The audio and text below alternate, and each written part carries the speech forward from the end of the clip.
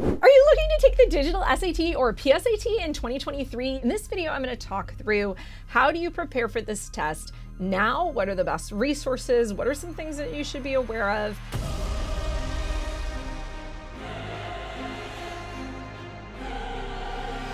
My name's Brooke. I've been coaching students on the SAT and the ACT for almost 2 decades. I have coached students to perfect scores on both the SAT and the ACT, and I'm going to share with you my insights on how you can navigate and prep for this test. Our digital SAT course is not out yet. We're hoping to get it out by June of 2023, but I can't promise until it's done. We are working on it. I saw mock-ups yesterday. It's coming. So one thing I want to share with you guys, we are going to be dropping free goodies for digital SAT prep on our YouTube channel. I'm going to be doing some question explanations of official SAT materials, and I want you guys to keep in the know of all the new digital SAT prep goodies I'm going to be dropping for free. So make sure you subscribe to our mailing list to find out. SupertutorTV.com/subscribe. So my first tip is that you want to use as many real materials as possible. If you've ever watched any of my other videos on our channel for the other SAT, you probably know this is something I almost always say.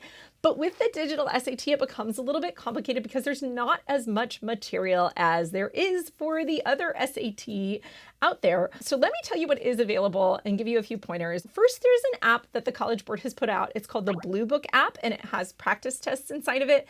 And so that's the first thing that I recommend you definitely get and use. Now, here's the deal. There's only 4 practice tests as part of the Blue Book app right now in 2023, and that may change. We're hoping it changes and there's more wonderful material soon. But a few notes. One, the tests in this module are adaptive. So what that means is there's actually more practice questions within these practice tests than there are in a 2-hour and 14-minute session of you practicing them. You take one section of the reading and writing, and then depending on your score, if you get a higher score, you'll be sent to a harder problem set for the second half of your reading and writing test. And if you get a lower score, you'll be sent to an easier problem set of questions to complete for the second half of the exam. After you sort of get sorted to one of these two, you will have different questions. There is a little bit of overlap between those two questions. For example, I just took digital SAT test number 1 yesterday, and I played around with it so that I purposefully got a horrible score on the first math section to trigger the lower second math section. And I noticed that there were a few questions I'd already done when I did that section that were on the harder section as well. So they're not completely distinct, but if you run the test once and you're getting a score, I would say anywhere between a 500 and a 640, it might be worth your while to then trick the test to either get a higher score than you got or a lower score than you got to try to get a different section. Some of you also might be scratching your head and going, well, Brooke, those 4 tests are SAT tests, and I'm trying to take the PSAT domestically in 2023. Is there prep material for that? Well, the PSAT and the SAT are basically the same test, and they're going to become even more similar because both will have a runtime of 2 hours and 14 minutes, which is different from the current paper version of the PSAT and SAT. So we're going to see even more convergence. The second resources available from the College Board are practice questions that have been released for the SAT. So if you open up the Blue Book app and you go to test preview, there are 8 reading questions and 7 math questions. See, I can go to review page and skip them. That's how you skip all the questions, guys, if you're wondering how to skip all the questions and get the second section. And you can see there's 7 math questions. So the first set of practice questions that's been released by the College Board has no answer key, but I have made an answer key. You're welcome. You can find it in the blog that goes with this video. So that's 15 questions. Okay, where else are there practice materials? The other place that there are practice materials are this PDF that the College Board has released, which is called the Digital SAT Sample Questions and Answer Explanations. I will also link out to this file from our blog, link in the description of this video. Cool. Okay. The third kind of practice material that you can get for free from the College Board is on Khan Academy. Now, on Khan Academy, they have a digital SAT prep section. It is not terribly robust yet, I'm going to be honest. And that's my biggest critique, is that there are only 2 to 5 practice questions per question type or item type right now on Khan Academy for the digital SAT. Not a lot if you're looking to be an intensive prepper. Quite fine if you've got 2 weekends to prep for the thing. So Depending on what kind of prep you want to do before your first take, it might be the perfect amount of material, but for a lot of you, it probably isn't as much as you might want to have available. The next resource I want to tell you guys about is what we call linear SAT practice tests. So there's 4 PDFs of practice SATs that have been released for people who have accommodations, and there are some original items on these tests. The complaint that I've seen online is that there is overlap between these tests and the digital blue book tests, which is super annoying because it means that if you're taking the digital blue book tests, you want to save those and you don't want to corrupt them so that you get good scores on those that reflect your actual ability. You don't want to spoil those tests, so to speak. At some point, maybe my team will be able to dig through these and figure out which questions are unique to these PDFs and aren't on the digital test at all, the digital blue book tests. And if we do that, I will update this blog that goes with this video to tell you what those are, but we haven't had time to do that. So here's the scoop. There is some official material, but for a serious prepper, I don't think it's enough right now to get you where you might want to be or for you to maximize your score gain potential.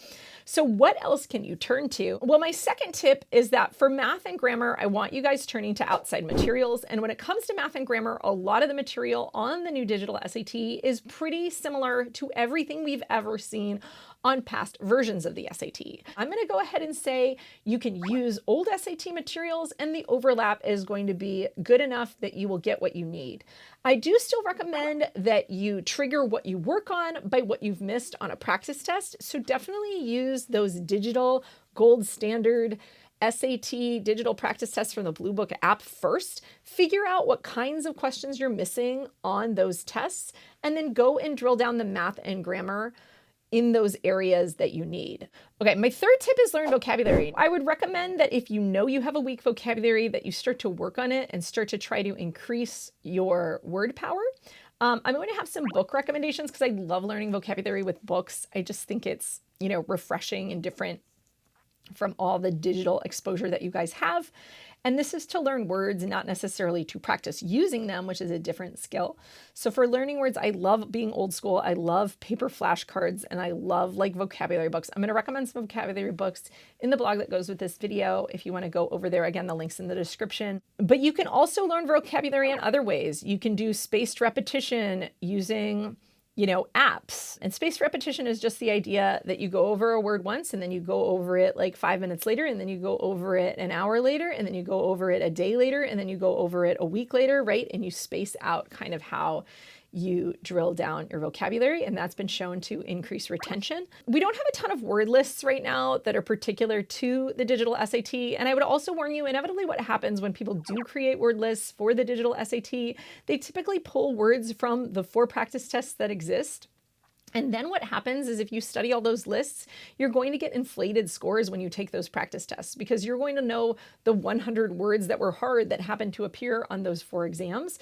And so it's a little bit dangerous, as I would say, to use lists that are created directly from the digital SAT. You can also make your own vocabulary list. So after you take one of the tests, let's say you take digital test number 1, feel free to go back through that test and examine each question. Are there words I don't know? Which of these did I miss because of words I didn't know?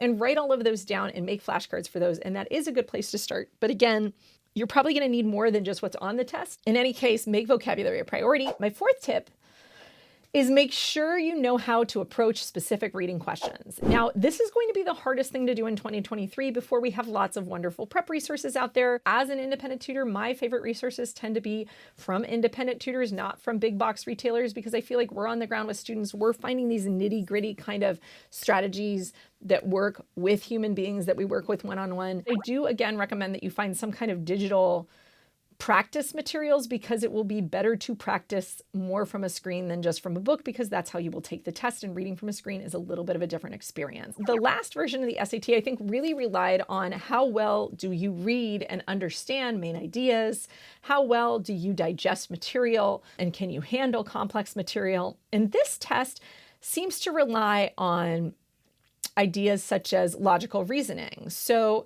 rather than be simply, can you read, it's, can you understand cause and effect, right? If this causes this, right?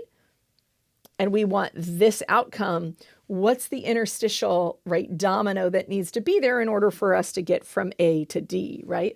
That kind of logical reasoning. It also tests structure, right? Where is there a claim and then there's evidence that follows. It tests that kind of tight structure. Again, it's testing vocabulary, but there's specific kind of reading types and understanding things like logical reasoning, like how to build an argument, like the difference between claim and support, and these kind of ideas that are going to arise in these reading questions, I think is going to be really important for you to excel on this test and understand it and digest it. For right now, because there aren't a lot of materials out there, one of the ways that you might be able to do this is by turning to GRE prep materials, because the GRE seems more similar to the new SAT than the old SAT, but I will warn you that the GRE is a much more challenging exam than the SAT, but that is one route that you could take if you're an international student and you're like, Brooke, I'm taking this thing in a month and a half. I don't have time to wait until your online course is out or until something else drops. So that's one tip that I have for you is check out GRE material. You might even study like LSAT materials. I wouldn't necessarily buy them, but maybe you go to the library and you check out some LSAT logical reasoning and you look at the strategies for logical reasoning and you can apply those to logical reasoning questions on the SAT. Like, how does an argument come together and what are the pieces and how can we look at that? So yeah, so those are my tips for right now, because I don't think the old test materials are going to give you what you need here, except on the more grammar-y kind of questions. But in any case, there's some ideas. My fifth tip is just a general tip, and that's practice, practice, practice. The more you practice, the closer you're going to be to an awesome score. Hopefully in this video, I've given you some ideas on where to turn to. And if you're prepping for the PSAT, I'll also be doing some live classes this summer slated just for the digital PSAT. So be sure to subscribe to our mailing list to find out about those too. We also have private tutors if that's something that interests you or that we can help you out with. You can find all that at SupertutorTV.com. Thanks so much for watching, guys, and we'll see you soon. Bye-bye.